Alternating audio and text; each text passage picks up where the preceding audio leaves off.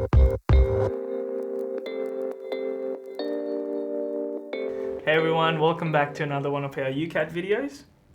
My name's Zun, I'm one of the tutors for the quantitative reasoning section, and today I thought I would give you a heads up on what you can start doing right now to do well in this section.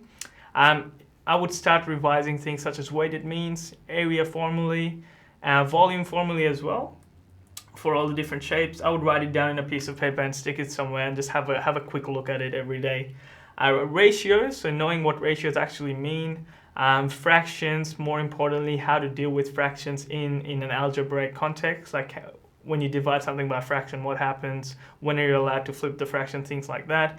Interest, tax, Venn diagrams, being familiar with terms such as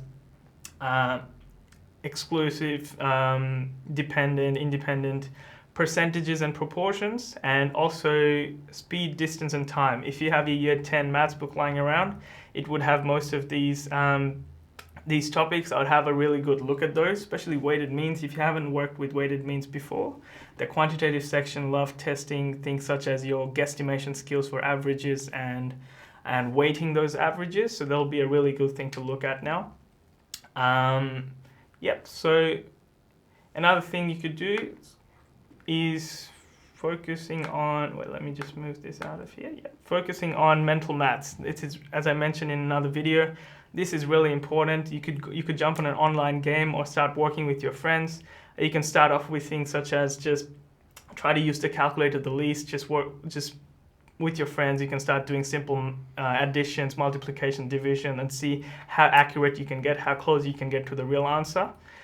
This is a weird one. You can learn to press calculator buttons effectively on a computer because you do have access to an on-screen calculator and just a classic number pad on your keyboard.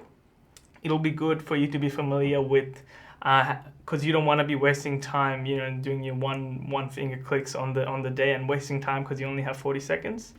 And most importantly, I want you to realize that this is a really high yield section. Regardless of your mathematics background, you would want to be doing good in this section because it is very possible. Questions aren't hard. You just have to find the quickest way to do it. It's a fun section, if anything. So I wouldn't put this section on the back burner. It could be something you're doing just an hour every day. Revise those topics and start doing your mental maths exercises and you will be fine.